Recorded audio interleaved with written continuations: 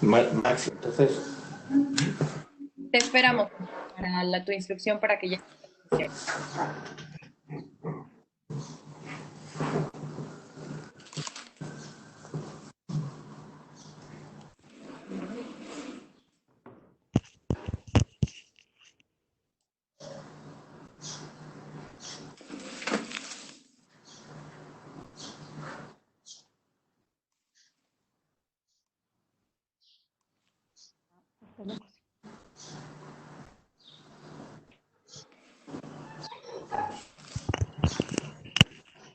¿qué está pasando?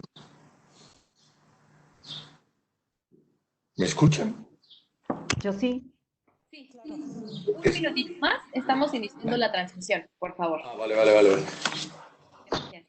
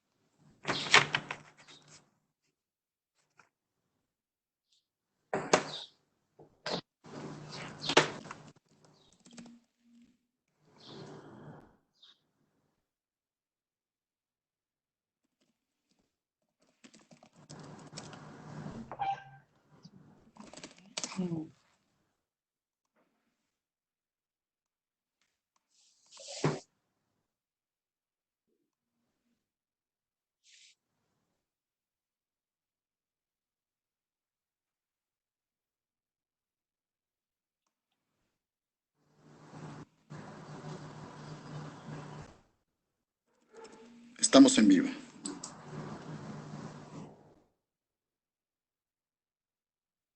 Muy buenos días y bienvenidos. Gracias por acompañarnos el día de hoy en la presentación del estudio Desafíos de Desarrollo ante la COVID-19 en México, Panorama Socioeconómico, elaborado por el Programa de las Naciones Unidas para el Desarrollo en México. Gracias a los presentadores que hoy nos acompañan. Doctora Graciela Márquez Colín, secretaria de Economía. Señor Lorenzo Jiménez de Luis, representante residente del PNUD en México. Doctora Marcela Meléndez, economista en jefe del Buró para América Latina y el Caribe del PNUD. Señora Cintia Martínez, coordinadora de proyecto de implementación de la Agenda 2030 a nivel subnacional del PNUD México y una de las coordinadoras del estudio que hoy presentamos. La pandemia de la COVID-19 es uno de los retos más serios que México y el mundo ha tenido que enfrentar en tiempos recientes. Su atención no deja lugar para la especulación y más bien demanda la búsqueda de caminos diferentes y maneras innovadoras de conseguir evidencia y experiencias útiles como respuesta. Intentando generar respuestas colectivas, el PNUD ha desarrollado y pone a disposición este documento con el objetivo de promover una reflexión nacional basada en evidencia sobre las afectaciones económicas y sociales de la COVID-19. Como la Agencia de Desarrollo de las Naciones Unidas, el PNUD tiene una larga tradición acompañando el diseño de políticas públicas, su implementación, monitoreo y evaluación. Este documento es un esfuerzo de la Oficina del PNUD en México para contribuir a dar las respuestas necesarias.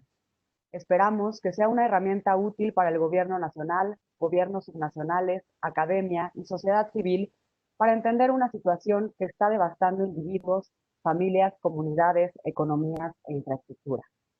Sin más, doy la palabra a nuestros presentadores y comentaristas del día de hoy.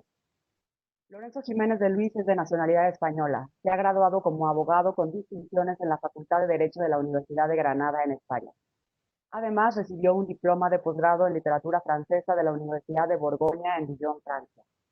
Tiene una vasta experiencia de más de 25 años en las Naciones Unidas en diferentes países de América Latina, África y el mundo árabe.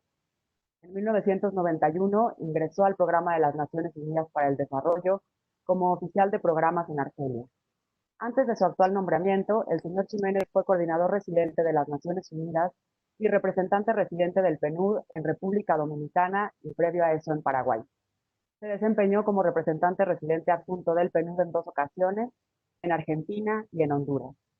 Fue jefe de equipo en la Dirección de Prevención de Conflictos y Recuperación de Crisis del PNUD en Nueva York. En la sede también se desempeñó como administrador del Fondo Fiduciario de la Oficina Regional para África del PNUD desde 1995 hasta 1996. En Ruanda fue representante residente auxiliar del PNUD del 97 al 99 y en el periodo 1994-1995 fue experto legal y oficial de programas para el PNUD y el Alto Comisionado de las Naciones Unidas para los Refugiados.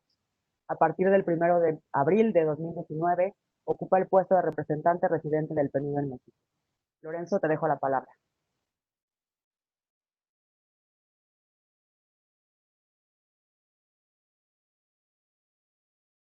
¿Está sonando?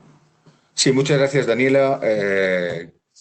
Querida Graciela Márquez Colín, secretaria de Economía del Gobierno Federal de México. Igualmente quiero saludar a mi querida colega y amiga Marcela Meléndez, que es la economista principal del Buró para América Latina y el Caribe, colegas del PNUD en México y fuera de México, colegas del Sistema de Naciones Unidas, integrantes de la cooperación internacional, del cuerpo diplomático, funcionarios y funcionarias de los distintos poderes del Estado, así como a nivel federal o estatal o municipal, integrantes de la sociedad civil y señoras y señores.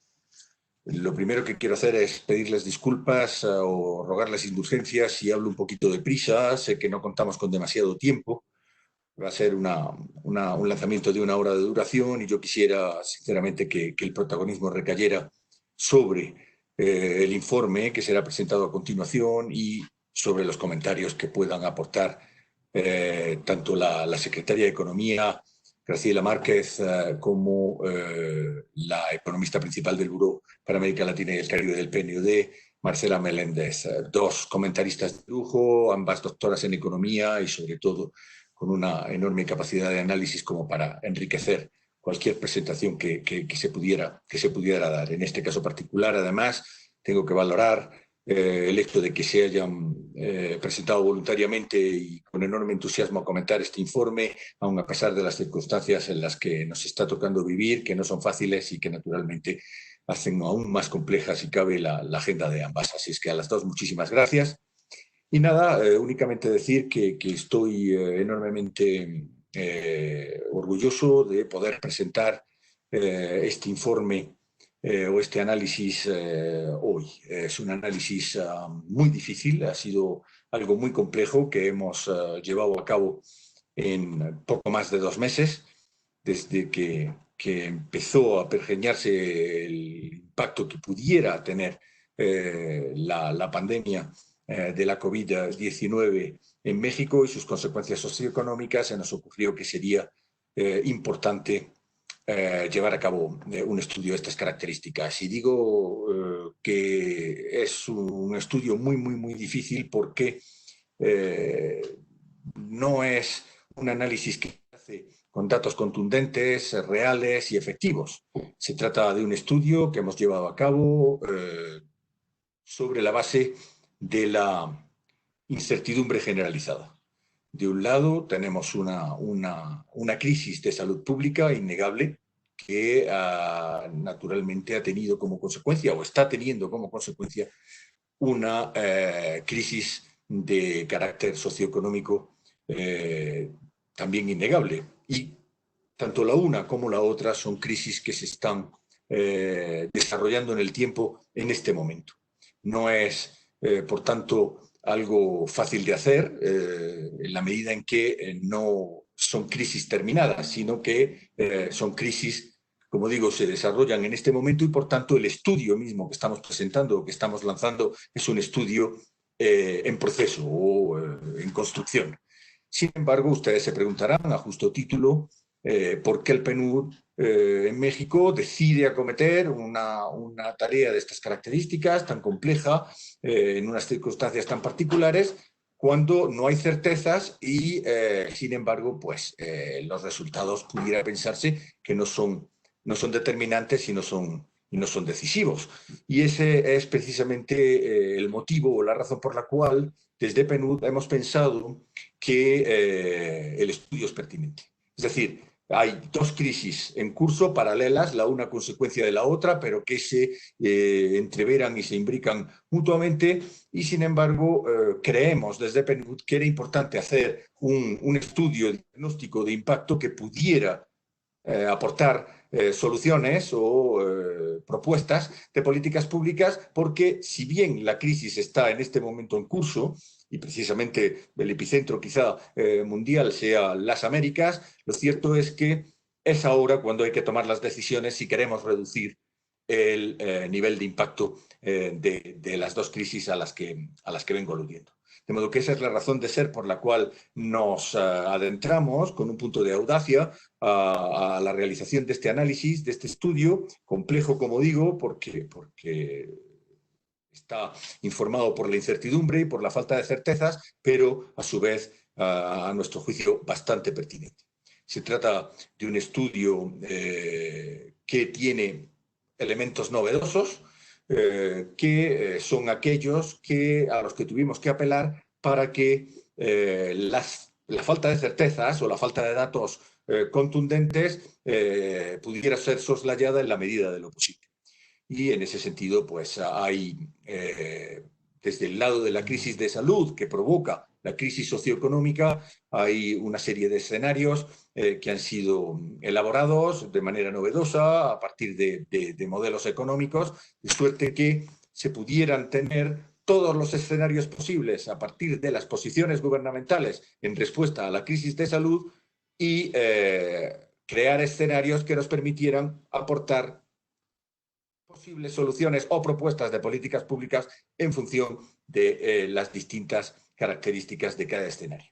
Por otro lado, la crisis socioeconómica también es enormemente compleja y la falta de certeza, la incertidumbre es también un elemento que la preside. No es una crisis al uso, como cualquiera otra que los países puedan experimentar en momentos determinados, una crisis natural, un desastre natural o pudiera ser un terremoto o un huracán. Son crisis que sí tienen unas respuestas que pudieran ser similares, pero acotadas en el tiempo y en el espacio. Aquí estamos hablando de una crisis geográfica global, por tanto, el impacto en un país tiene un reflejo en los demás, y en el caso particular de México no necesito entrar en detalles para explicar lo que eso representa, teniendo como tiene el 82% de sus exportaciones vinculadas a Estados Unidos, de modo que lo que pase en Estados Unidos y el impacto que esta crisis tenga en Estados Unidos, naturalmente que va a tener un impacto también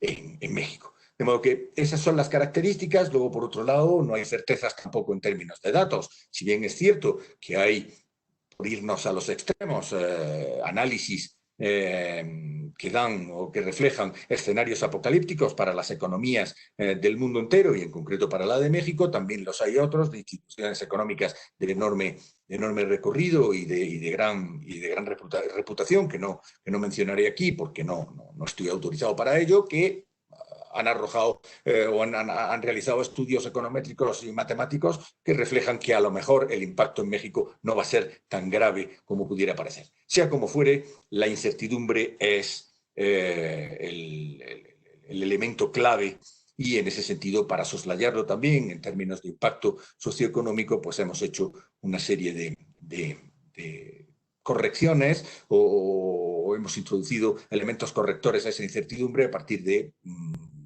medidas que se utilizan para hacer los focus groups a la hora de hacer análisis prospectivos. Y a partir de ahí, pues se apeló a una serie de personas intelectuales y profesionales de reconocidísimo prestigio, tanto en el sector público como en el sector privado, en la academia y en las instituciones financieras internacionales, las cuales fueron sometidas a una serie de encuestas sobre las cuales, sobre las respuestas de esas encuestas, se pudieron preparar esas opciones de política pública y eventualmente también las recomendaciones con las que el informe concluye. No queremos en ningún caso, institucionalmente hablando, pensar que estas recomendaciones o estas opciones de políticas públicas que se propondrían son excluyentes, en ningún caso se complementan con cualquiera otras de las decisiones que ha venido tomando el Gobierno de la Nación a todos los niveles y que, en definitiva, lo que vienen a representar es una paleta de opciones adicionales con las que pueda contar el Gobierno federal para poder tomar las mejores decisiones posibles y las decisiones más informadas. Ese es, en definitiva, nuestro deber institucional, es nuestra razón de ser. No estamos aquí para dar lecciones a nadie, pero sí para acompañar. Y en ese sentido, por tanto, este estudio viene presidido por esa idea. Aportar aún más posibilidades, una paleta aún mayor, una gama aún mayor de opciones al Gobierno para que el impacto de esta crisis socioeconómica sea lo menos perjudicial para México y para los mexicanos y las mexicanas. Termino muy rápidamente con algo que es obligado, que es dar las gracias. En ese sentido, quisiera expresarle mi agradecimiento más sincero y más profundo a la ministra de Economía, a la secretaria de Economía, doña Graciela Márquez Colín. De verdad, Graciela, te lo agradezco enormemente. Creo que el que hayas sacado una hora de tu tiempo para comentar este estudio no solo le da al estudio una envergadura muy superior a la que objetivamente pueda tener, sino que además también lo enriquece el acto y, bueno, enriquece y solidifica, si cabe aún más, nuestra relación institucional que se fue rubricada justo la semana pasada con un memorándum de entendimiento que esperamos poder colmar a cabalidad. Por otro lado, quiero agradecer también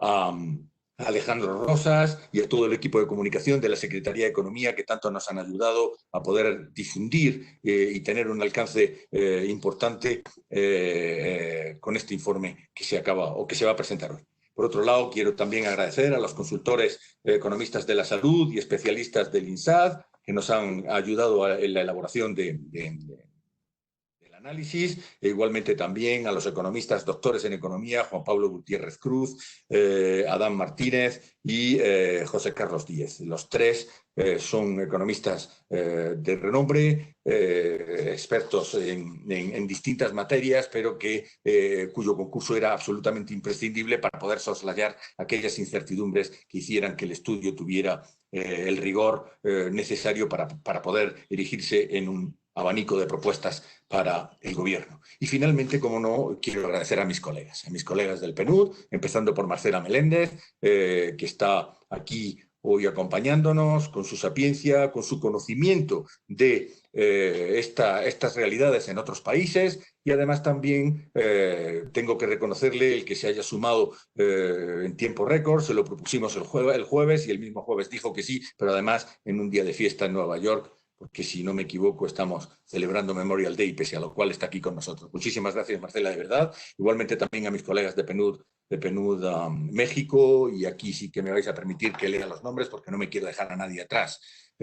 Anabel Sulmón, Cintia Martínez, Ana del Toro, Maite García de Alba, Alejandro Correa, Virginia Leal, Octavio Mendoza, Estefan Visser, Alejandra Pinelo, Brenda Ortiz y Daniela Vallarino. Sin vuestro concurso, vuestro entusiasmo y vuestro trabajo febril y sin descanso, este ejercicio que creemos puede ser de gran utilidad para México y para sus ciudadanos y ciudadanas no habría visto la luz. Así es que a todos y a todas, de verdad, muchísimas gracias de corazón. Muchas gracias, Lorenzo. Es un honor ser parte de este equipo. En realidad, este trabajo ha sido muy satisfactorio. Y sin más, le doy la palabra a la presentadora del informe, Cintia Martínez Domínguez. Cintia es maestra en Desarrollo Internacional por la Universidad de Edimburgo, en Escocia, y licenciada en Relaciones Internacionales por el Tecnológico de Monterrey. Cuenta con una especialidad en Sociedad Civil por la Universidad de Texas en Austin y estudios en Evaluación y Gestión de Políticas Públicas. Antes de incorporarse al PNUD, trabajó en la academia y en organizaciones de la sociedad civil en el diseño e implementación de políticas públicas, así como en investigación cualitativa y cuantitativa. Cuenta con más de 11 años de experiencia en temas de desarrollo socioeconómico, inclusión social, planeación estratégica, participación ciudadana y responsabilidad social. Actualmente es coordinadora del proyecto de implementación de la Agenda 2030 a nivel subnacional en el PNUD México. Cintia, te doy la palabra. Muchas gracias, Daniela. Bien, pues buenos días a todos y todas. Bienvenidos a esta presentación. Muchas gracias por conectarse. Estoy proyectando ya la presentación y pues el día de hoy, como bien menciona Lorenzo y Daniela, el día de hoy me tocó a mí presentar este informe y antes de iniciar y compartir los principales resultados, sí quisiera comentar que este es un esfuerzo de muchos colegas, de muchos colaboradores externos y en particular quisiera reconocer a mi colega Anabel Sulmón, quien acompañó en todo este proceso y es uno de los pilares más importantes de este estudio. Este estudio en particular pues, parte de dos grandes inquietudes. La parte de salud, como ya mencionaba Lorenzo, la situación particular que enfrenta México ante la pandemia de la COVID-19. Y por el otro lado, a partir de las medidas de mitigación, ¿cuáles serían los efectos que estas medidas de mitigación tendrían sobre la economía y sobre la sociedad en su conjunto? Entonces, dicho esto, este estudio parte desde la visión de que el entorno económico y social en México de por sí ya era un entorno adverso. Previo a la irrupción de la COVID-19, las expectativas económicas del crecimiento del país oscilaban entre el 0.5 y el 1.5% del PIB. Más allá, el Fondo Monetario Internacional pronosticaba, por ejemplo, una contracción de la economía en 6.6, instituciones financieras del 7 y 9% pronosticaban una caída. Y en abril, el Banco de México estimaba que el PIB decrecería en una tasa aproximada de 3.99%. Sumado a la desaceleración económica a raíz de la poca movilidad de las personas, ya para principios de mayo había una menor concurrencia en los comercios y espacios recreativos, menos afluencia en el transporte público, menos asistencia a los centros de trabajo. Para la segunda mitad de abril, el consumo privado ya había caído en 34.8%. Esto tiene un efecto sumamente importante en los ingresos de las empresas, que a la vez tendría un efecto en los empleos de las personas. Los servicios más afectados en este consumo privado eran el transporte aéreo, la preparación de alimentos y bebidas, el hospedaje, los servicios de ocio y entretenimiento, que dicho está de paso, estos sectores concentran el 32% de la fuerza laboral del país. Entre febrero y marzo, la producción industrial cayó 3.4%, con mayores afectaciones en los sectores de la construcción y las industrias manufactureras. Un indicador adicional a todo este contexto es justamente la caída de los precios del petróleo. Al 5 de mayo del 2020, el precio de la mezcla mexicana de petróleo se había desplomado ya en más del 57% respecto al precio vigente en diciembre de 2019. Es decir, que había pasado de costar 51.5 a 21.6 dólares por barril.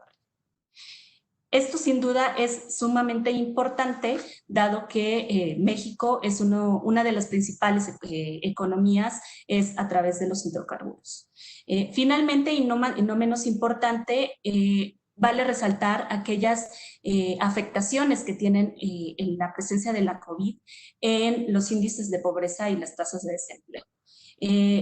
Hay que recordar que, por ejemplo, el ENOE reportó en el último trimestre de 2019 una tasa de informalidad de 56.2%, mientras que en la última medición de la pobreza de 2018, el Coneval reportó 42% de la población que vive en esta situación. El mismo Coneval ahorita está estimando que la tasa de desempleo a raíz de la presencia de la COVID incrementará entre 3.3 y 5.3% en los primeros 2 trimestres del año. Asimismo, estima que se va a generar una caída de estima que una caída generalizada del 5% de los ingresos incrementará la pobreza por ingresos entre 7.2 y 7.9 puntos porcentuales, lo cual significa que las personas en pobreza podrían ser incluso más de 8.9 y 9.8 millones de personas. A raíz de la presencia de la COVID en México y considerando que este es una de las situaciones en las que no ha habido precedentes anteriores, pues es posible que muchas de las estimaciones que se estén realizando en el futuro podrían estar equivocadas. Nosotros como en esta inquietud de ver cuáles serían las posibilidades de ese futuro y tener una respuesta concreta, nos apoyamos en la suma de experiencia de una consulta realizada a varias personas expertas. En este ejercicio se tuvo como objetivo complementar proyecciones que ya tenía PNUD propuestas e identificar medidas que fueran pertinentes para la atención de la pandemia en el aspecto social y económico. En ese sentido, se diseñó una consulta, como ya mencionaba Lorenzo, a diferentes especialistas en materias de política económica, de política fiscal, política monetaria, pobreza, desigualdad, entre otras, y esto con el fin de que la suma de toda su experiencia nos pudiera proveer de insumos que nos permitiera dar orientaciones concretas en los resultados de la pandemia y que pudieran ser útiles para la toma de decisiones. Se consultaron a 19 personas, de las cuales 79% tenían una, pues al menos doctorado, y 89% de ellas tenían al menos 9 años de experiencia. Se reportó, de hecho, que una de las personas tenía hasta 40 años de experiencia. Y la procedencia de las mismas son el 38% de la academia, 29% del sector público, 17% del sector privado y 13% de un organismo financiero internacional. La metodología de este ejercicio consistió en dos grandes enfoques. Primero, se pidió a los expertos, a las y los expertos, caracterizar el panorama económico que enfrentaría México en octubre de 2020. Esto considerando las medidas del gobierno federal y del gobierno de Estados Unidos establecidas al 24 de abril se mantuvieran sin modificaciones. En ese sentido, las y los expertos determinaron que para ese momento, octubre de 2020, el crecimiento del PIB tendría una desaceleración de 8.7%. Lo mismo sucede con el crecimiento del PIB en Estados Unidos, en donde en menor medida, pero que también tendría una caída, esta sería de 3.8%. Al respecto, también menciona que el precio del spot de la mezcla mexicana de petróleo estaría aproximadamente en 14%, lo cual es importante señalar porque al cierre del 2019 el valor del petróleo era de $56.14. El tipo de cambio también se estimaba que para esas fechas estará 24.73 pesos por dólar, lo cual también resalta, siendo que en octubre del 2019 el precio promedio del dólar era de 19.3 pesos por dólar. El segundo enfoque que tiene esta metodología es a partir de este escenario que ya fue definido por las y los expertos, revisaran un paquete de políticas públicas para analizar cuáles serían las posibles medidas que se podrían tomar para hacer frente a este contexto. Estas medidas, este paquete de política pública se definió a partir de algunas que ya fueron implementadas por el gobierno federal y unas más propuestas por diversos actores de la sociedad. Las 8 políticas son exención de impuestos a las empresas, duplicar el monto de transferencias directas al 30% de los hogares más pobres, las transferencias directas a personas desempleadas del sector formal, transferencias directas a personas empleadas del sector informal, transferencias directas a personas adultas mayores, inversión en infraestructura pública que tuviera una tasa de retorno en el mediano o largo plazo, el desacoplamiento de los subsidios para proveer de transferencias a los trabajadores de los sectores agrícolas y pesqueros y la adquisición de deuda para financiar la crisis. A continuación, lo que les voy a presentar son algunos de los resultados de las observaciones que hicieron las y los expertos. El valor agregado principalmente de la consulta es que esto nos permitía de tener una propuesta general de lo que podría ser una recomendación a orientaciones mucho más concretas de política pública. No voy a explicar todos los resultados a raíz de las 8 políticas públicas que se presentaron. Esto ustedes podrían consultarlos directamente en el estudio que estará publicado ya en la página del PNUD, pero les quisiera presentar un ejemplo de una temática particular justamente como para que conozcan el acercamiento de cómo se construyeron los resultados. Dentro de las políticas, pues estaba presentando algunas transferencias directas, y aquí la pregunta es como ¿para quién? En el sector informal, en esta política lo que proponía es que se hicieran transferencias directas a las personas trabajadoras del sector informal que fueran equivalentes al salario promedio de un trabajador en el sector formal. Sabemos que el sector informal es uno de los sectores mucho más vulnerados porque por lo mismo del tema del confinamiento, pues es muy difícil que puedan realizar sus funciones en la venta, por ejemplo, de bienes y servicios. Y en ese sentido, son vulnerables porque no contarían con un ingreso diario y con ello cubrir las necesidades básicas en sus hogares. Entonces, aquí, si bien algunas de las medidas que ya se están tomando por el gobierno federal están considerando a este sector, lo cierto es que cubrir a la cantidad de personas que trabajan en el sector informal, que como ya mencionábamos, son más de la mitad de los mexicanos, pues representaría un gran reto. En ese sentido, independientemente de ello, las y los expertos en su totalidad dijeron que sería muy necesario que se presentaran estas transferencias directas a las personas que trabajan en el sector informal, justamente por la vulneración de ellas ante la desaceleración económica. Por el contrario, en el sector formal, aquí se proponía que se realizaran transferencias que fueran equivalentes al salario de su último empleo. Si bien también los expertos, las y los expertos mencionaban que es algo que sin duda alguna tendría que ser necesario, la desagregación de los datos pues priorizaban algunos temas sobre el otro. Entonces, evidentemente se podría ahí ver directo en las gráficas. A partir de esta información es como nosotros fuimos generando algunas recomendaciones o orientaciones de políticas públicas.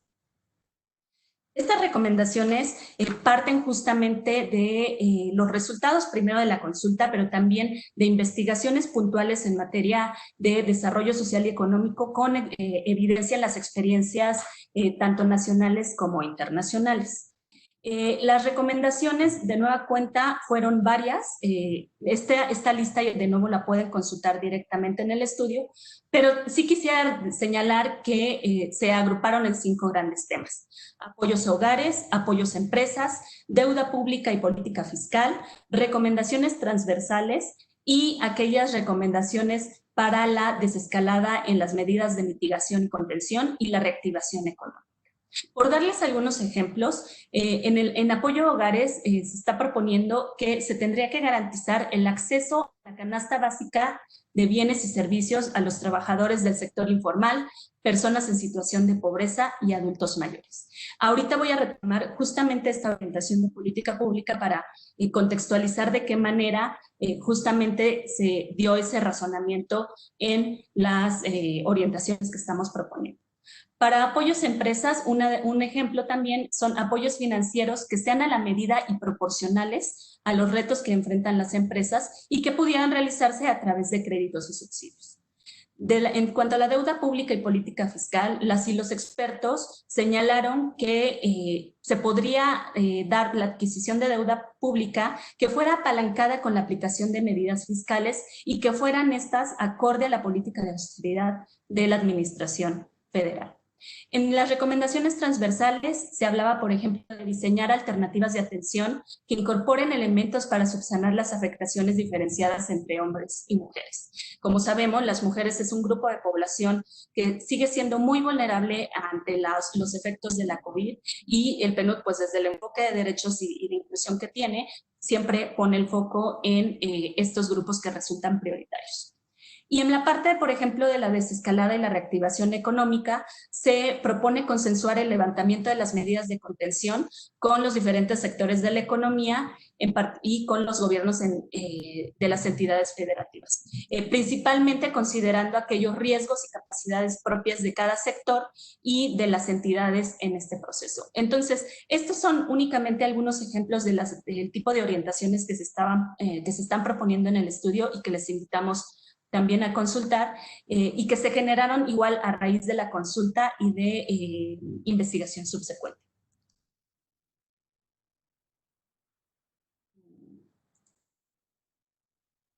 Entonces, un ejemplo particular en el apoyo, por ejemplo, a los hogares. Si tomamos esta recomendación en específica, estamos proponiendo garantizar el acceso a la canasta básica de bienes y servicios a los trabajadores del sector informal, personas en situación de pobreza y adultos mayores. Si bien esa suena como una generalidad, nosotros lo que estamos proponiendo a partir de los estudios es que pudieran existir transferencias monetarias a estos grupos por un monto aproximado, por ejemplo, de 3,500 pesos mexicanos, el cual es un monto que ya sería superior a la línea de pobreza por ingresos.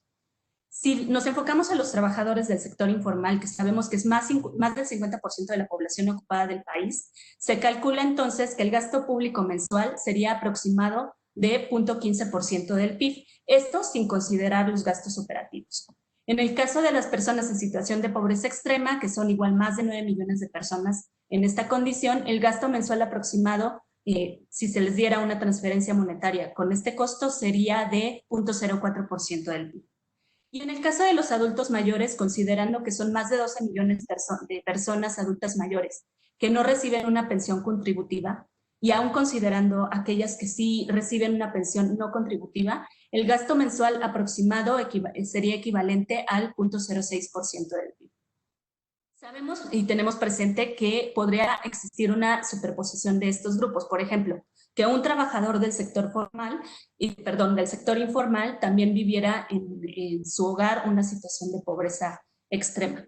En esa lógica, lo que esta orientación está tratando de invitar a la reflexión es que haya una propuesta de atención a estos grupos a lo que más bien podría contribuir a la definición de un ingreso básico para todas las poblaciones en situación de vulnerabilidad. Entonces, así se hace en cada una de las recomendaciones que se atienden en los 5 grupos antes mencionados.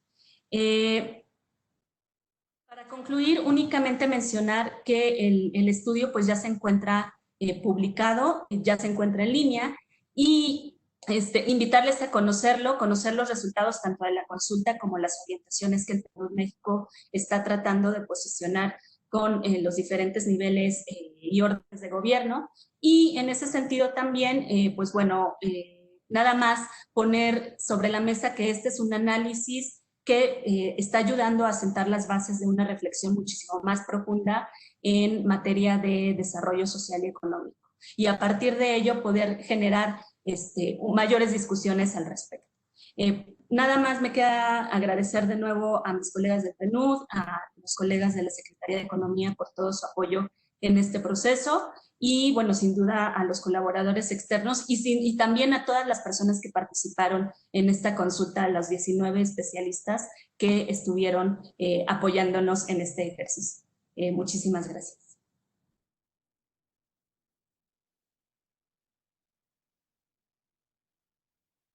Muchísimas gracias, Cintia, por esta presentación. Vamos a dar pie ahora a los comentarios de nuestras expertas. La doctora Marcela Meléndez es economista en jefe para América Latina y el Caribe del PNUD.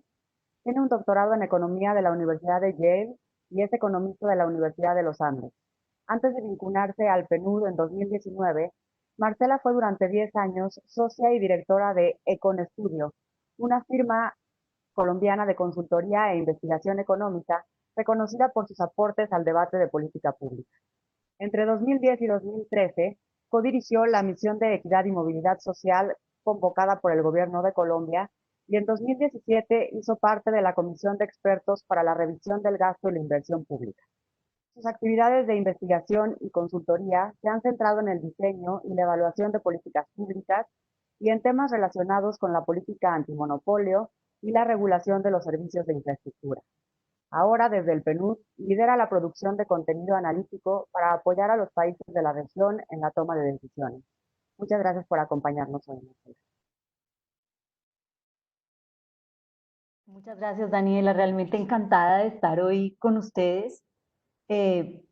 Secretaria, un honor también compartir con usted el panel. Realmente estamos encantados y viendo una misión del PNUD en la región, en términos del aporte que podemos hacer a la discusión de política pública en nuestros países en un contexto tan difícil. Voy a tomarme un momentito para compartir mi pantalla y por favor me dicen, ya estamos, ¿cierto? Lo que voy a tratar de hacer es complementar la presentación que nos ha hecho Cintia, dándoles un poquito de condimento sobre lo que estamos viendo a nivel de la región y cómo estamos viendo los retos a nivel de la región, que creo que es una manera interesante de mirar en clave México en este momento.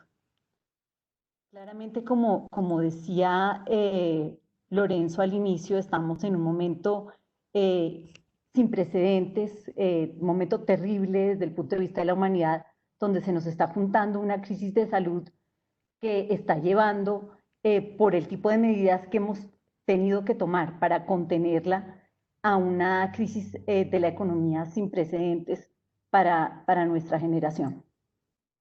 Con un aditamento adicional, y es que no estamos viendo todavía cerca en qué momento esto termina. Realmente, mientras no exista una cura médica o una vacuna, lo que necesitamos es aprender de alguna manera a convivir con el coronavirus. Y eso, por supuesto, reta nuestra capacidad de respuesta en varios frentes.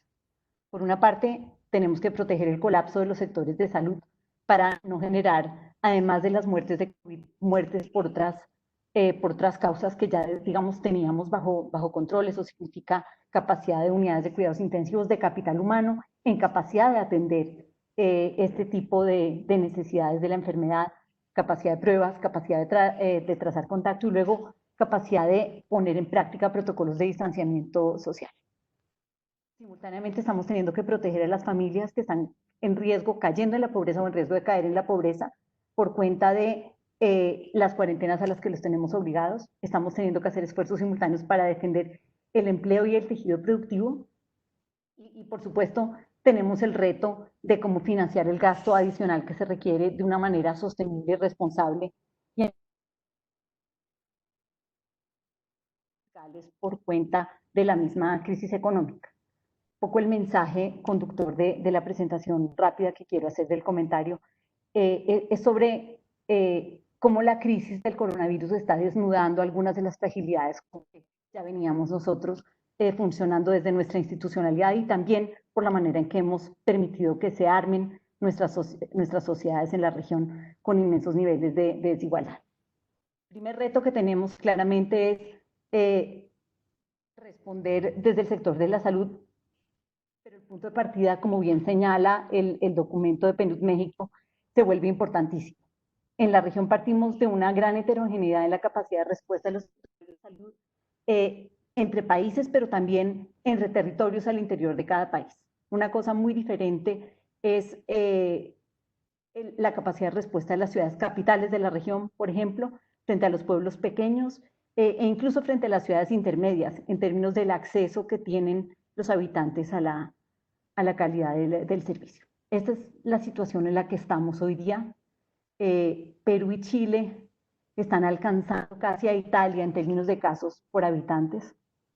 Cuando se miran casos confirmados de coronavirus, tenemos, digamos que vemos unos países que van más avanzados en términos de cómo avanza la pandemia y otros que estamos más al inicio. Y eso se va acompañado también de una... De nuevo vemos a Perú y a Chile a la vanguardia, digamos, más avanzados que otros en la capacidad de hacer pruebas por cada 100.000 habitantes. Y una cosa que hay que señalar es que no es casualidad que estemos teniendo más casos confirmados en los países que están haciendo más pruebas. En esencia, es imposible confirmar casos de pruebas donde no hay test. Entonces, en la medida en que avancemos en esa capacidad de testeo, seguramente van a incrementarse las estadísticas de casos confirmados. El testeo, como veremos, no solo va a ser clave en entender cómo evoluciona la enfermedad y el riesgo en que está nuestro sistema de salud de colapsar, sino también en términos de pensar cómo transitamos hacia un nuevo normal en un contexto de coexistencia con el coronavirus. Me está costando pasar, perdón, se me trabó ya. La mayoría de los países han respondido, en primer lugar, implementando cuarentenas a nivel nacional, de diferentes niveles de exigencia. Esto porque entendemos que hay digamos que hay que de alguna manera contener el contagio, las cuarentenas se han pensado como el primer mecanismo de choque. Esto inmediatamente lo que significa es que la gente se queda por fuera de la capacidad de producir ingresos. Se ve, digamos, podemos seguir trabajando desde la casa, un porcentaje pequeño de los trabajadores latinoamericanos que tenemos el tipo de oficios que lo permiten, pero los gobiernos están viendo en el reto de compensar a los hogares que están perdiendo los ingresos, y esto es un reto gigantesco porque es una región que en general funciona con un alto nivel de informalidad, lo que significa que es difícil encontrar a las personas que están perdiendo ingresos, y los primeros que están perdiendo ingresos son aquellos que derivan que tienen como fuente de ingreso el trabajo del día a día, los informales, que suelen ser también cuenta propia, porque tenemos insuficientes niveles de conectividad para tener mecanismos ágiles para hacer llegar las ayudas a los hogares, y bajos niveles de inclusión financiera, y por supuesto porque tenemos limitados recursos fiscales con los cuales responder. El esfuerzo que están haciendo los países, el esfuerzo fiscal, es heterogéneo, está medianamente contado porque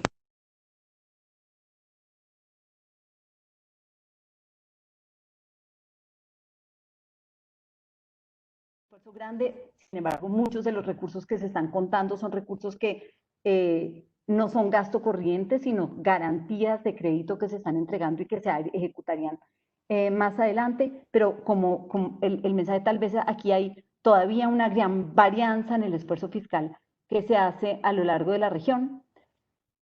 Lo que les comentaba, el reto de informalidad, es un continente en general que subsiste con infinitos grados de informalidad, y esto pues nos está pasando una cuenta de cobro porque no tenemos suficientes registros de personas para entender quién se está quedando sin ingreso. En algunos países que han logrado tener una capacidad de respuesta rápida, como Singapur, han montado sistemas de autoselección en los cuales las personas que se quedan sin trabajo de un día para otro están autorreportándose y están haciendo unos mecanismos muy ágiles para reconocerles ayudas aun cuando no existan en ningún registro. Digamos, hay un elemento que ojalá pudiéramos construir en nuestra región, que es un elemento de confianza, ¿no? Una persona que autorreporta, un gobierno que hace un chequeo muy rápido, incluso por vía telefónica, de que esa persona perdió el ingreso y que tiene una capacidad para responderle de una manera rápida. Y aquí un énfasis en lo que es alguna dimensión de pobreza no monetaria, que también está siendo como muy evidente en nuestros países con el encierro. Este gráfico nos muestra las diferencias en acceso a herramientas necesarias para educación virtual en la región, entre los niños más pobres y los niños más ricos, y lo que estamos encontrando y lo que entendemos todos es que es muy diferente educarse virtualmente cuando uno pertenece a un hogar rico que tiene computador, conectividad, etcétera, que en un hogar pobre, donde el riesgo, digamos, es que haya una destrucción muy grande de capital humano si las cuarentenas se prolongan indefinidamente y los niños no se mantienen enganchados en la escolaridad. A eso se suma que los niños más pobres, en general los niños durante periodos de educación virtual dependen mucho del acompañamiento de sus papás, y en esa medida la educación de los padres se vuelve un elemento crucial para que los niños sigan en cadenas de aprendizaje. Esto también varía ampliamente a la distribución de ingresos, a través de la distribución de ingresos. Entonces ve uno cómo el COVID cae en un contexto de desigualdades preexistentes que implican un riesgo de profundización de esas mismas desigualdades, y que los gobiernos están teniendo que apresurarse a contener. Frente al sector empresarial, de nuevo, proteger a las empresas para proteger al empleo y evitar que haya un desenganche que luego haga mucho más costoso retomar la actividad económica, es complicado cuando venimos de un mundo en el cual las empresas en general tienen bajo acceso al crédito bancario, excepto las empresas grandes, y donde de nuevo tenemos limitados recursos fiscales, sin contar el reto adicional que plantea reconvertir sectores que van a enfrentar caídas de demanda más permanentes. Incluso si entendemos y logramos tratar a las cuarentenas como una medida de choque, los sectores que son intensivos en contacto social son sectores que van a tener que sufrir unas transformaciones internas un poco más complejas, que requieren reconversión de mano de obra, etc. Sabemos que las cuarentenas generalizadas son insostenibles. sabemos que los esfuerzos paliativos no van a ser suficientes. No quiere decir esto que no se hagan en el inicio, pero ningún gobierno, ninguno, puede sostener indefinidamente la economía. Estamos viendo que los pobres no pueden cumplir las cuarentenas, a pesar de los esfuerzos que están haciendo todos nuestros gobiernos por llegarles. Primero, como veíamos, es difícil encontrar absolutamente todos los hogares que se están golpeando, es difícil hacerles llegar las ayudas a tiempo y es difícil fiscalmente hacer el esfuerzo para realmente compensar los ingresos que se están perdiendo. Estamos empezando a ver a la gente salir a la calle, incluso en los países donde las cuarentenas son más exigentes. Ahorita les voy a mostrar algo de evidencia sobre eso. Y también sabemos que mientras más se golpee la actividad productiva, pues más costosa va a ser acompañar la recuperación. Dentro de los países tenemos evidencia de que la movilidad ha disminuido menos en las zonas más pobres. El panel de arriba muestra, las barritas muestran los casos, las líneas muestran qué tanto se ha reducido la movilidad. Este es el caso de Perú. La línea oscura es promedio Perú. La barra clara en el panel de arriba es la provincia de Lima, la barra clara en el panel de abajo es Cajamarca, una de las provincias más pobres, y vemos cómo entre los más pobres está siendo mucho más difícil mantener a la población quieta y en cuarentenada. Aprovecho para hacer una propaganda. Estos datos vienen de una alianza muy linda que hizo PNUD con Grandata, una firma que está permitiendo respetuosamente, respetando la privacidad de las personas, utilizar la movilidad, las apps móviles para entender la movilidad. Este es un servicio que estamos en muchos países poniendo al servicio de los gobiernos para entender lo que ocurre. Lo que estamos encontrando es que en todos los casos, en absolutamente todos los países para los que hay datos disponibles, la movilidad es más difícil de sostener en las provincias más pobres. Este es algo del ejemplo de México. Comparen la línea azul clara arriba es la Ciudad de México, la línea morada abajo es Michoacán. Y ve uno cómo la reducción en movilidad es muy diferente. Y como en todo caso la movilidad está siendo reducida incluso en países donde las cuarentenas no son tan exigentes, porque la gente tiene este mensaje de miedo y porque empezamos a cumplir algunos protocolos de comportamiento que tal vez sean nuestra salvación. La cuarentena, digamos, el mensaje tal vez final es: la cuarentena es una medida de choque, pero es necesario invertir para que no sea la única medida que tenemos disponible.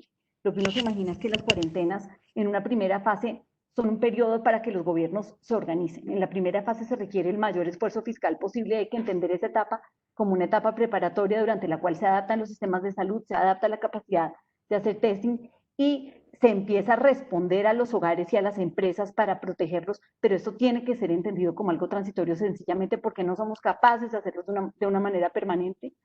En la segunda fase de convivencia con el coronavirus se requiere capacidad de testeo masivo y de trazabilidad de contactos para llegar a un ideal que sería el de hacer aislamientos selectivos, aislar solamente a la población enferma, a la población en riesgo de contagio y a la población que es vulnerable, ya sea por su edad o por condiciones médicas preexistentes. Vamos a tener que hacer un gran esfuerzo de sofisticación para tener protocolos de aislamiento social que nos permitan seguir funcionando. Cuando hablamos de protocolos de aislamiento social, no solo se refiere a cómo nos encontramos las personas de nuevo a nivel de entretenimiento, etcétera, pero sino sobre todo cómo volvemos a trabajar y cómo podemos facilitar, por ejemplo, la utilización de transporte masivo con unos protocolos que permitan que la gente se transporte sin que esto sea un foco de contagio que haga colapsar los sistemas de salud, etcétera.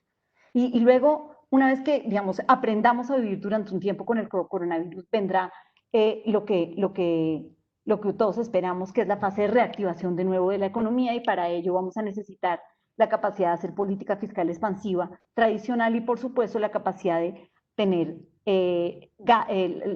recursos con cual tener capacidad de expansión fiscal. Entonces, y con esto cierro, lo que estamos viendo nosotros en la región es, y vuelvo a mi primer slide, una agenda de reformas pendientes que está quedando desnuda frente al momento de la crisis, cuando es necesario que tengamos que responder y cuando todos quisiéramos tener la capacidad de responder.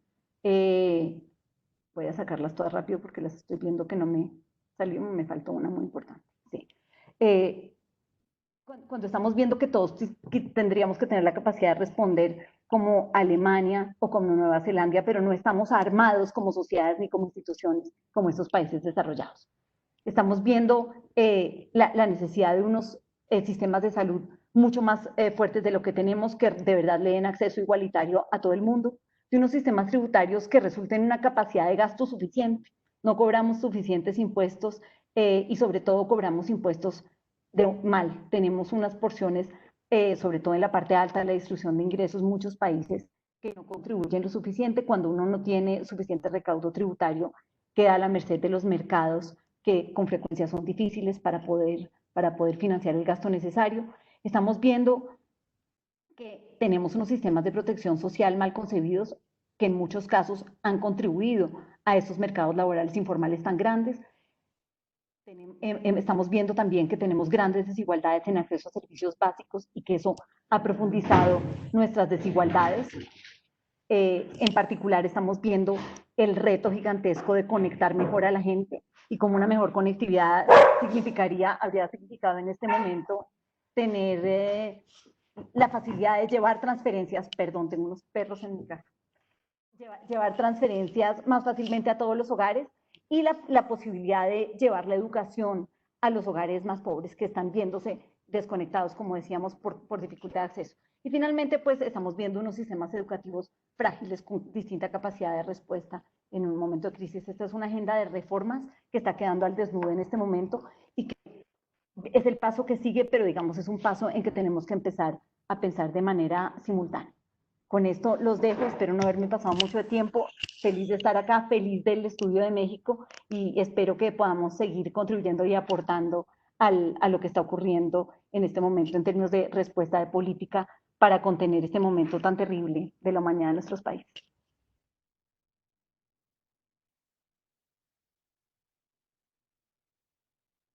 Muchísimas gracias, Marcela, por esta visión de los grandes retos de la región ante la COVID-19. Sin duda resulta fundamental esta información para el entendimiento y la toma de decisiones.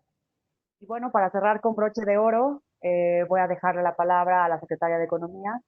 La doctora Graciela Márquez Colín es profesora investigadora del Colegio de México. Estudió la licenciatura en Economía en la UNAM y la maestría en Economía en el Colegio de México. Obtuvo su doctorado en Historia Económica en la Universidad de Harvard.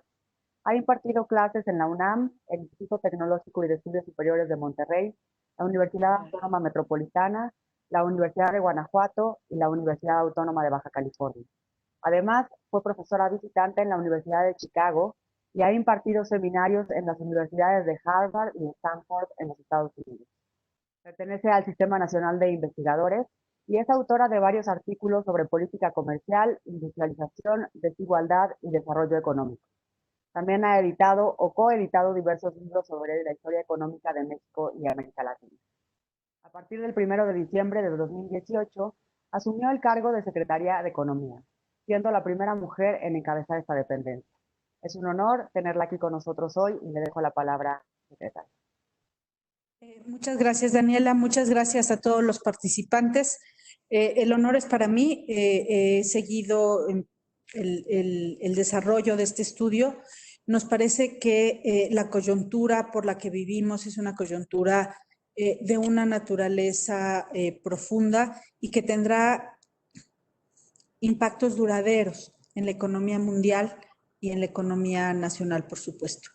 Entendemos que esta crisis generada por la pandemia de la enfermedad COVID-19 representa un reto mundial sin precedentes.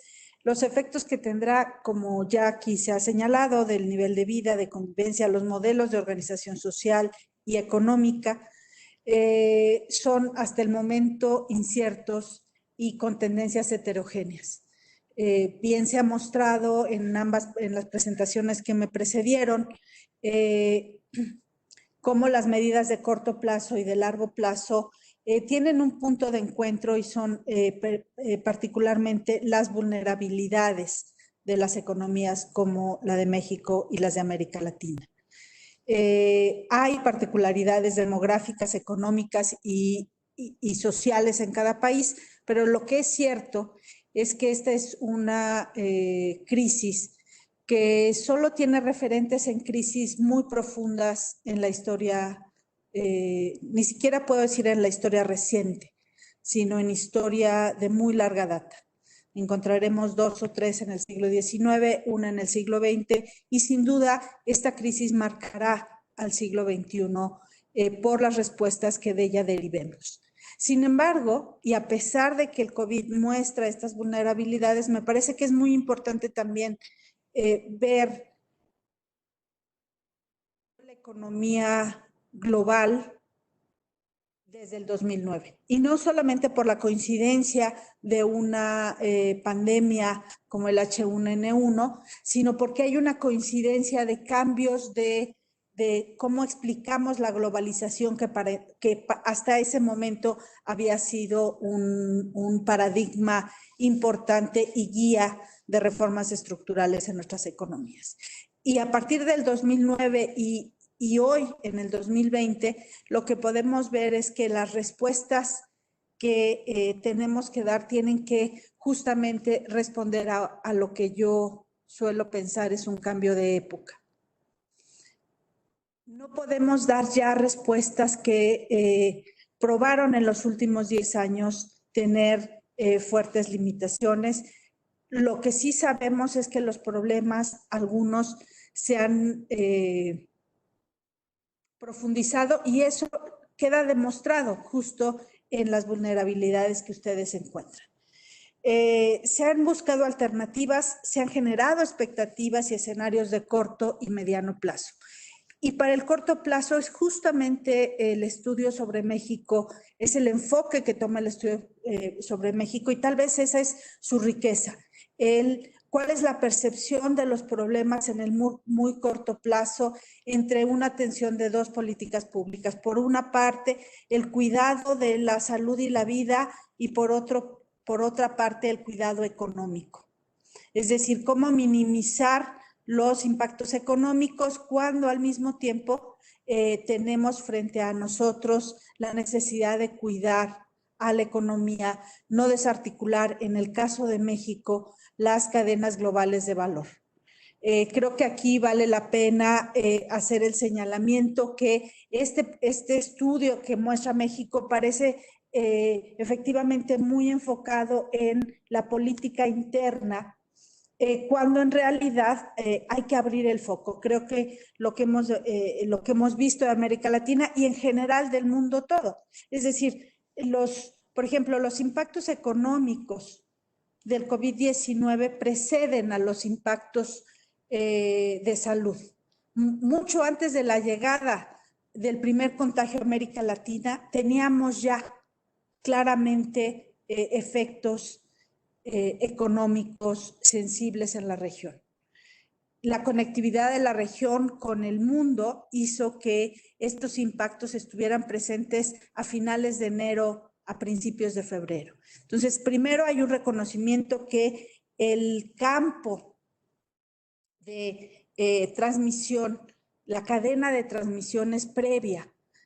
Yo en algún momento en mi diálogo con las autoridades sanitarias del país siempre les decía que íbamos adelantados y que no solamente íbamos adelantados, sino que en el momento que resolviéramos el tema sanitario, y solo se va a resolver cuando tengamos una vacuna y un medicamento.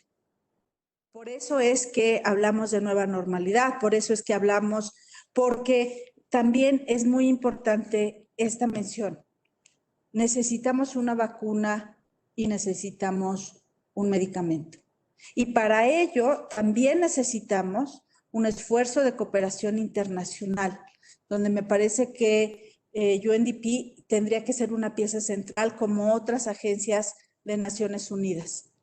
De otra manera vamos a estar enfrentando unos patrones de crisis causadas por el contagio, el brote, el rebrote, si no tenemos cómo contener la pandemia, y en la única solución viable que hoy tenemos es la suspensión de actividades, el confinamiento, el retraernos de la actividad económica y pública. Entonces, ese reconocimiento y esa cooperación internacional es fundamental.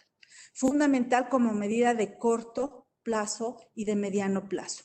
Ya lo vimos en el caso de una demanda acelerada de los ventiladores y de otros dispositivos y suministros médicos, y no tendríamos que repetir esa historia con el caso de la vacuna y con el caso de los medicamentos. Entonces sí creo que aquí tendríamos que señalar también cómo la cooperación internacional va a tener que tener un papel fortalecido de la crisis, tendría que salir fortalecido, porque el reto que tenemos enfrente es un reto donde tenemos que encontrar esa solución de largo plazo a la pandemia para entonces ponernos, digamos, volcar la atención hacia la parte económica. No es que no vamos a dejar de tener la parte de atención, pero vamos a tener de manera latente el asunto del brote. Ya pasó, así como nos precedió la enfermedad en Europa, ya Europa está teniendo rebrotes y ya está regresando a etapas de confinamiento. Sucedió en las escuelas, sucedió este fin de semana en una iglesia en los Estados Unidos, es decir, en la medida que nos acercamos al espacio público, sea este económico, de actividades escolares o actividades sociales, vamos a tener rebrotes. Porque tampoco podríamos asegurar un regreso a las actividades laborales, pero no veo un escenario donde vamos a hacer pruebas y testeo para ingresar a la iglesia o a los parques. Entonces, sí, es decir, pero de nuevo, ahí entonces tenemos que pensar en la solución. La solución de largo plazo en realidad es la vacuna y el medicamento. Y esa tiene que ser por fuerza nuestro foco. Nuestro foco de cooperación internacional no puede ser un esfuerzo aislado nacional. México ha presentado en Naciones Unidas, en el marco de espacios multilaterales, y lo tendría que estar encabezando, insisto, Naciones Unidas, la Organización Panamericana de la Salud, la Organización Mundial de la Salud, porque esa es la salida de la crisis, la salida real de la crisis. Entonces, si tomamos ese foco, entonces lo otro es cómo vamos adaptando la salud y la economía en tanto tenemos la solución de largo plazo. Todo lo demás van a ser soluciones parciales y soluciones que tenemos que ir enfrentando poco a poco y de manera adaptativa. Tampoco tenemos una solución única porque no sabemos la trayectoria futura, hay muchísima incertidumbre. Tenemos, en el caso de México, y aquí ya el resto de mi tiempo lo voy a dedicar a la parte económica, tenemos, y hay que reconocerlo así, un choque de demanda y un choque de oferta. En prácticamente ninguna de las crisis previas del último medio siglo hemos tenido los dos fenómenos. Y eso es preocupante en tanto que no solamente es la respuesta del lado de la oferta agregada, sino tenemos que tener también un tema, de la demanda agregada, un tema de cómo fortalecer la oferta y también cómo aliviar la falta de ingresos. En el caso de México, es cierto que algunas de las recomendaciones que hacen los expertos, el grupo de expertos que convoca el PNUD, el programa, se enfoca precisamente a el fortalecimiento de los ingresos a través de transferencias. El presidente López Obrador inicia su gobierno en el diciembre de 2018 con una política muy agresiva de programas de transferencia. Algunos de ellos universales, como es el caso de la pensión de adultos mayores, la pensión para discapacitados, y un programa también nuevo, no nuevo, pero reforzado, diría yo, de becas escolares en los 3 niveles educativos, a nivel básico, a nivel de bachillerato y a nivel universitario. Estos dos últimos para bachillerato y universitario para estudiantes pobres, pero en el caso de la educación primaria es un apoyo universal en toda la educación pública. Entonces tenemos, digamos, una red de contención que no se ha detenido y lo que es más, se ha adelantado un par de bimestres, se ha hecho entregas masivas de 2 bimestres de los apoyos y aún así necesitamos hacer acciones para fortalecer el empleo. Y esto ha corrido por un apoyo a las microempresas, también con un reconocimiento de la estructura de empresas en el país. Dependiendo del tipo de medición que hagan, pero en cualquier caso, más del 90% del número total de empresas son microempresas. Y eso entonces nos lleva a diseñar en el mes de abril un programa de entrega de 2 millones de microcréditos por 25,000 pesos que permita el soporte sobre todo de nómina. Es decir, que los 2 empleados, los 3 empleados de cada uno de estos micronegocios puedan sostener la plantilla laboral en tanto se da la reanudación de actividades. Y sin embargo, yo insisto, la reanudación de actividades va a estar normada, limitada, detenida, porque en el momento que reactivemos las actividades va a haber brotes epidémicos porque no tenemos forma de controlarlos. Las pruebas, las autoridades sanitarias mexicanas tienen algunas reservas del uso masivo de pruebas dada su efectividad, pero algunas empresas, particularmente las grandes, las conectadas a los mercados globales, van a hacer un uso amplio. He hablado con todas ellas, con toda la actividad exportadora, que van a hacer un uso amplio de las pruebas. En cualquier caso, la preocupación de si se rebasaba o no la capacidad hospitalaria, el freno de la economía aparentemente logró ese objetivo. La pregunta es si vamos a estar en una dinámica de freno y arranca. Nosotros creemos que por eso no podemos hablar de una reactivación completa, sino tiene ahora, después de la etapa nacional, tiene que ir a una etapa regional. Y tendremos regiones que estén a toda marcha y regiones que vayan muy a la saga, muy rezagados. Estas acciones, digamos, unas de muy corto plazo y de muy largo plazo, encuentran eco en algunas de las recomendaciones que aquí se han presentado. Otras, en cambio, nos parece que pues han ido cambiando en el tiempo y eso le va a suceder a cualquier análisis coyuntural, ¿no? El precio del petróleo, cuando ustedes realizaron la encuesta, pues era un momento histórico, un momento probablemente irrepetible, donde vimos precios negativos del barril del petróleo, negativos. Pero esa situación duró un par de días y hoy la mezcla mexicana está en $28. Creemos que todavía hay muchísima volatilidad en el mercado, pero en general nos parece que el precio del petróleo sí sigue siendo un tema importante. Va a ser más importante, creemos nosotros, para la reactivación, algo que curiosamente no está mencionado en el estudio y que es el impacto del TEMEC. Estamos a un mes de la entrada en vigor del tratado, un tratado modernizado con América del Norte, que sigue siendo un motor importantísimo para la economía mexicana. Entonces, ese ingreso de México a este nuevo tratado, que impone retos también, pero que manda una señal muy clara. En un momento de aires proteccionistas que no inician con el COVID, que vienen de antes, tener un acuerdo en América del Norte es una fuerza que muy muy pocos países pueden contar, simplemente como señal.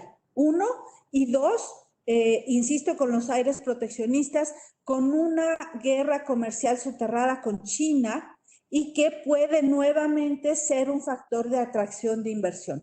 Por supuesto que la inversión extranjera cruza por muchos temas, pero la frontera mexicana con Estados Unidos y en particular con Texas, con California, que es la quinta economía del mundo, tomada como separado, pues entonces deja a México en una situación donde la recuperación podría tener un cauce mucho más favorable que otras regiones. ¿Cuál es el reto? El sur-sureste. Sigue siendo el sur-sureste, porque si el motor va a ser, vamos a repetir el motor de crecimiento que inauguró el Telecán, pues nosotros tenemos que tener esa otra mirada de qué pasa en la parte del sur-sureste mexicano.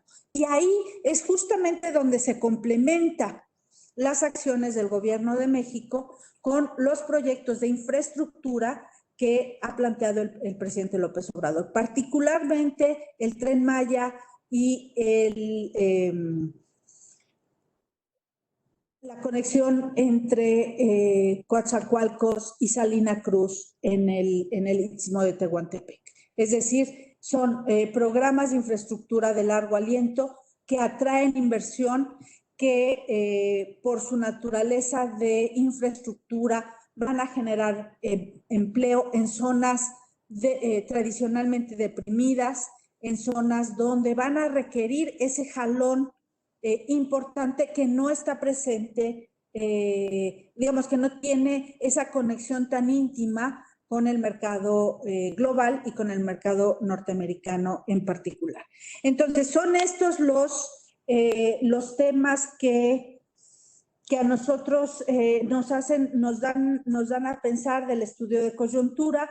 Creo que la reflexión de coyuntura es algo que siempre tenemos que tener presente e irlo evaluando y reevaluando a lo largo del tiempo. Estamos ahora en este momento discutiendo la apertura, la reapertura a nivel regional.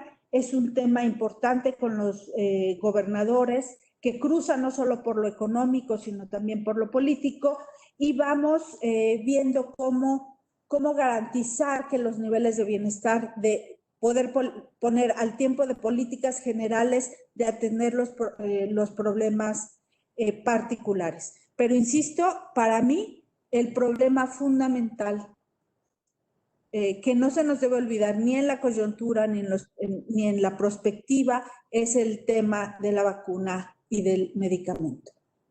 Tenemos en cada foro que tengamos, y el PNUD es un foro privilegiado, tenemos que insistir en que la solución es esa, y lo otro lo iremos encadenando con los instrumentos que tenemos.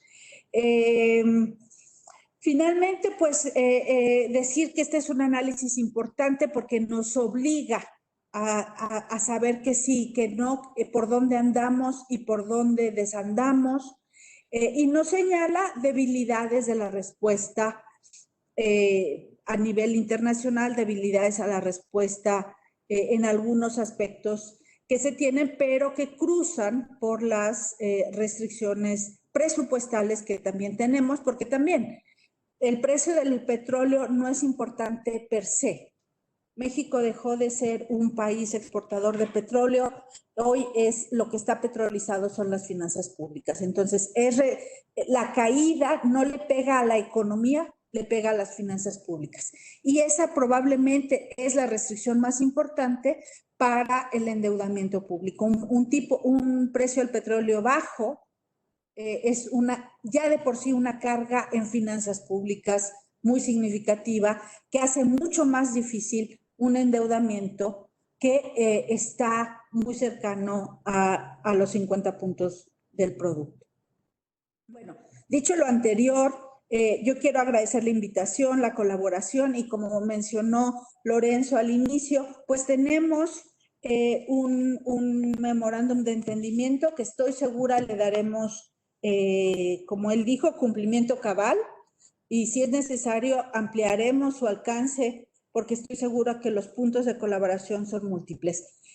Yo voy a dejar aquí, me he robado su tiempo y mi tiempo, salgo corriendo a una cita, pero de verdad creo que también no perder la perspectiva de América Latina nos da mucho que hacer y mucho que pensar en este cambio de época, que ya estaba siendo un cambio de época sin el coronavirus.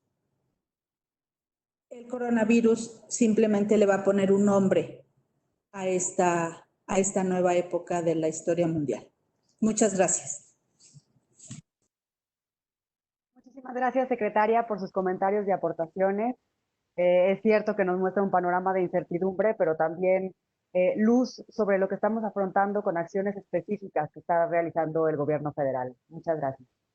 Con esto damos por terminado nuestro evento. Reitero el agradecimiento a nuestros presentadores del día de hoy, a todos los que nos acompañaron en esta transmisión en vivo.